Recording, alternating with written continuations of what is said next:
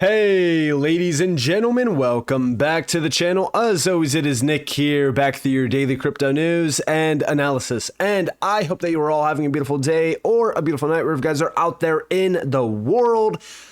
As we look at the plan in action, what is really going on behind the scenes? And will XRP holders become extremely wealthy? In my opinion, yes, they will. Now, outside of this, when exactly will XRP holders become extremely wealthy? Well, let's talk about that. Let's address it. And by the end of this video, you will all know. So let's start off with this post that I saw. And this is actually from Chad Steingraber. And we have day 301. Institutions are here for the crypto market, like Standard Chartered, one of Ripple's biggest clients. The ones that are here for the right reasons will remain as the dominant chains. XRP is for the biggest players in the world. Now, I've talked about this. In fact, Brad Garlinghouse gave us a warning back in 2019 saying 99% of the space will be wiped out. He even said, it's very similar to the dot-com bubble.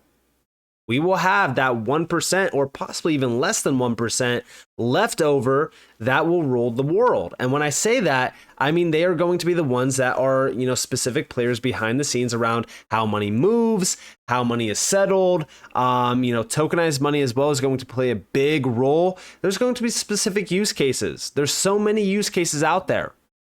So there's going to be multiple winners. But XRP, in my opinion, is one that is so clear.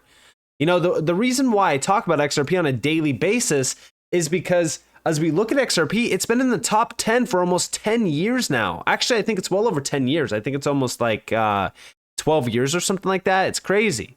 You can't afford to not be a part of this Discord. You need to join the free Discord down in the description below, as well as in the comments below right now, to get ahead of the rest of the market with 24/7, 365 access to information around crypto, including insights, trades, altcoin gems, you name it. You need to be a part of this Discord. So what are you waiting for? Click the link down in the description below, as well as in the comments below, to join today.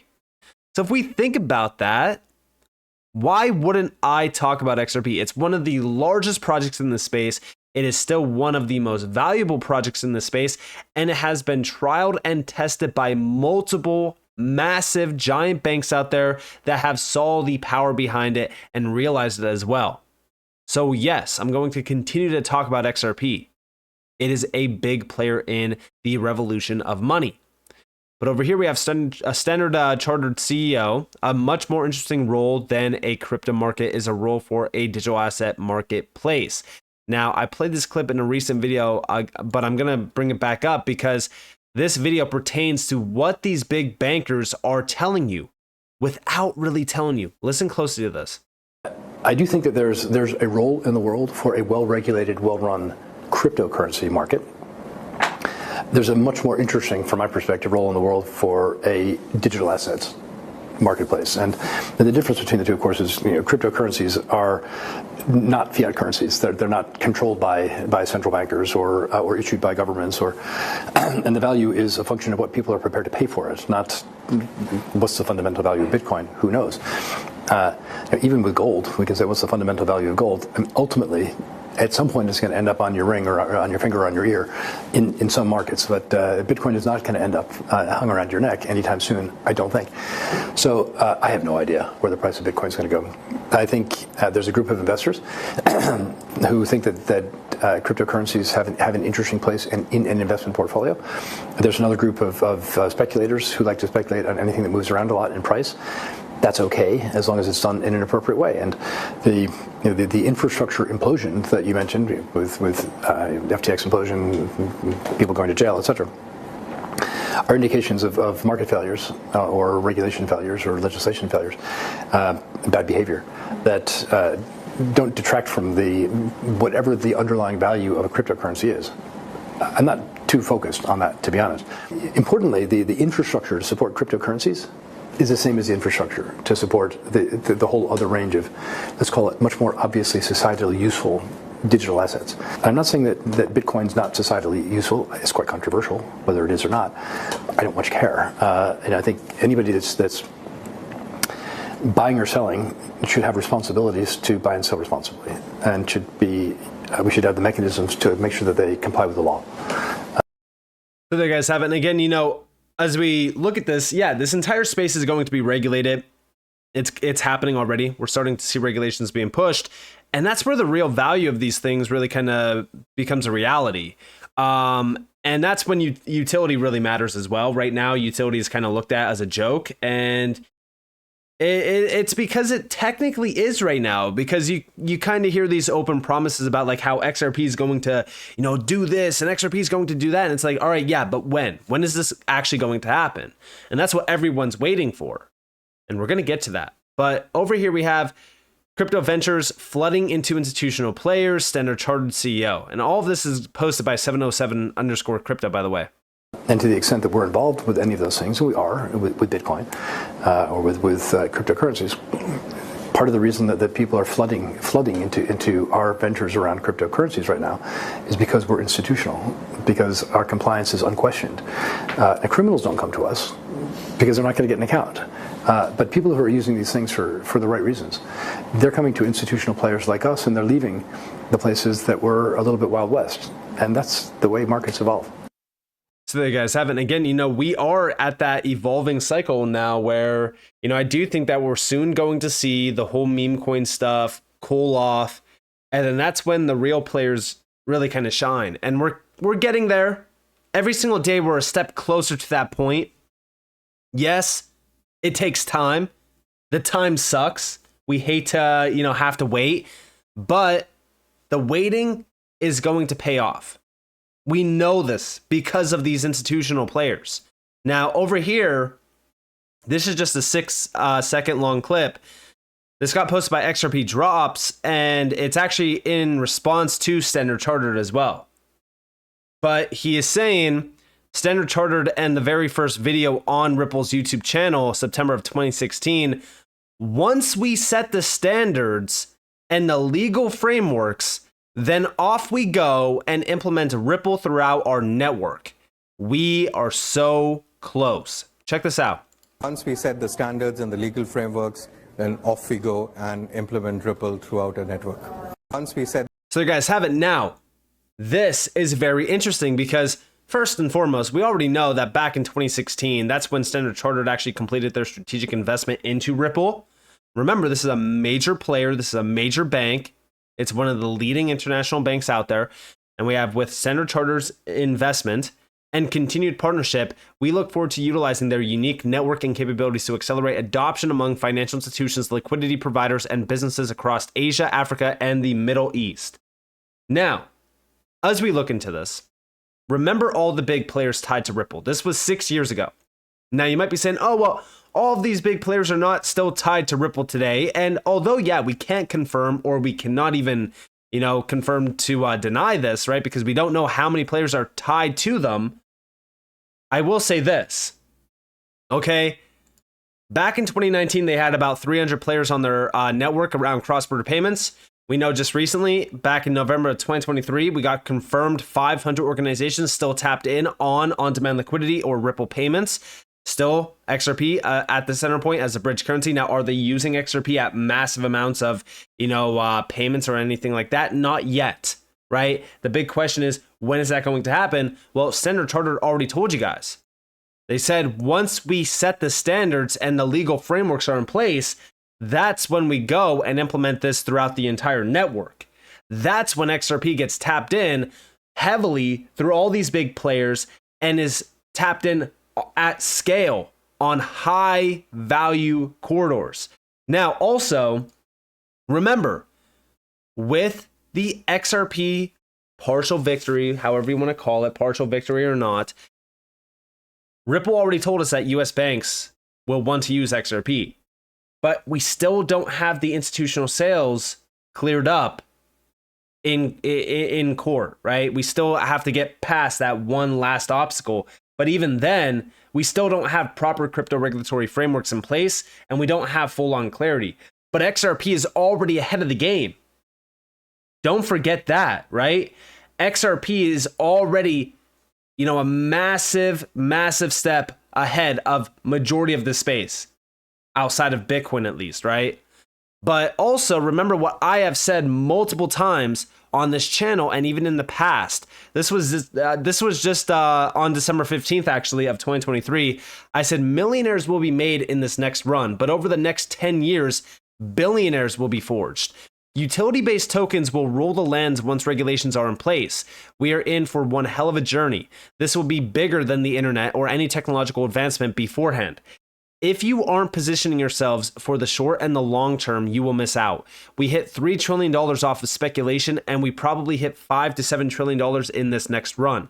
I imagine we could probably 5 to 10x those values in the next 10 to 15 years. And we're talking about $50 to $70 trillion or so, right? But anyways, I said there is a vast amount of great projects out there, and I did mention a ton of them. And many others. Stay focused, keep researching and learning while the 99% try keeping up with the latest news on celebrities. Now, also over here, I said utility is set to conquer this space. A big change is coming, just like the dot-com bubble where you had $1 billion plus companies set up in backyard sheds. We have multi-billion-dollar meme coins. Regulations inch closer and closer day by day. A wipeout of the garbage is crucial and necessary for the next wave. What will we see is 99% of this market evaporate into thin air, with all that is left standing being utility tokens. I focus heavily on all these projects, and the main reason I focus on most of these projects is because they are set to be utilized heavily within certain markets and industries. Many of these networks are already experimenting with big players through POCs, and XRP is one of them. It gets tiresome hearing trillions are coming every single day, but the truth is that they are. We might be 2 years away from proper regulations, but once we see the wipeout, the utility tokens will get the green light. I have spoke on the idea of regarding, crypto becoming a $100 trillion asset class, and I strongly believe it will happen over the course of the next 10 years. This space will look entirely different. Welcome to the fourth industrial revolution. And, as we do go back to the statement from Standard Chartered where, they're essentially saying like, hey, once regulations are in place, it's game over. Like that's when everything is set in place. That's when everything goes live. This will essentially be that flip the switch, narrative that everyone has been pushing for so long. That's basically what this is. Now, also remember, right? And I've talked about this in recent videos. Marcus Infiger, this is the SVP of RippleX, right? He is a company at RippleX, he's an employee at RippleX, a company that is under Ripple. This is based around the XRP ledger as well. We have our meetings with traditional financial institutions around tokenization have become much more tangible. They want to move into production and are now coming to Ripple with real use cases teed up. They're already preparing, right? They're already getting ready with Ripple. Like these institutions are coming over to Ripple and saying like, hey, like we want to utilize this. And we even have down here, like at FT Crypto today, I discussed why it won't be long before financial institutions are ready for mass adoption of public blockchains like the XRP ledger. This is a real statement by a major player at RippleX, which is this is Ripple essentially. So think about how crazy that is, right? Like it's not long before we have time is running out. It really is. Like I'm not gonna sugarcoat it and say, oh, like we have so long. No, like you have to be positioned. You're either positioned or you're not. I see so many people complaining about like how long it's taken. Honestly, I embrace it because we will never have this opportunity again. Like once these things go live, I don't want to see anyone complaining like, oh, I had so long, but I just let it slip through my fingers. Like that's exactly what's going to happen again. It's just like the dot-com bubble, right? How many people wish that they can go back and buy a ton of Amazon or Microsoft or Google or Nvidia, you name it, right? So many people probably wish that they could. And it's going to be the same exact thing here. And also remember, right? Institutional crypto adoption has always been looked at as the lack of regulatory clarity is a pain point. It's the last obstacle. Like this is the last obstacle, even from the OMFIF, which has been really openly talking about Ripple for a while now. Institutions that are coming, but is crypto still waiting? This was October of 2023. And even down here, if we scroll down, digital asset firms have been preparing for institutional adoption for years. It makes sense for traditional businesses to partner with crypto industry expertise to expedite market entry while minimizing upfront cost. Some banks are piloting ring-fence projects, including closed-loop retail trading, wealth management products, and separate digital banking subsidiaries. But integrating emerging technology into well-established regulated frameworks can be complex. So for the most part, these large financial institutions have taken a cautious wait-and-see approach to adopting crypto, waiting for regulatory clarity and weighing uncertain market opportunities against risk and resources. So as we do question, like, all right, well, why hasn't XRP skyrocketed in value? Why aren't these big banks, already using XRP? And the answer to that question is the fact that, like, we are still waiting on the last obstacle, which is regulations. So as we wait for regulations, utilize that time properly.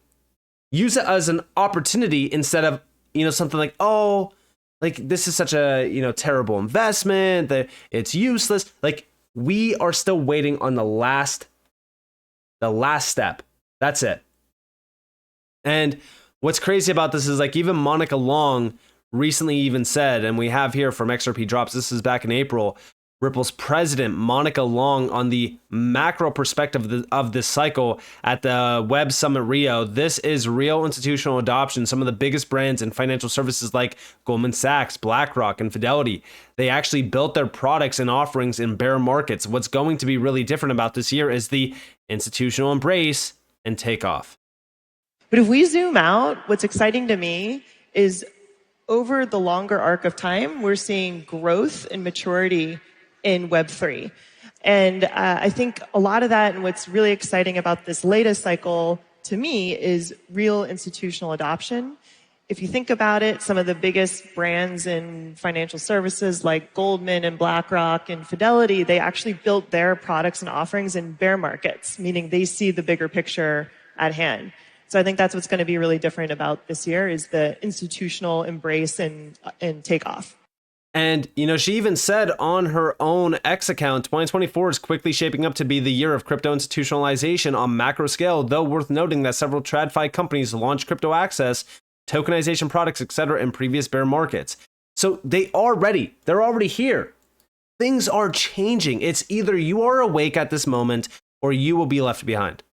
Because a lot of people will watch life-changing wealth slip between their fingers simply by not being patient. And I tell you guys that now because we're already being told this by these major players. They already told us so long ago.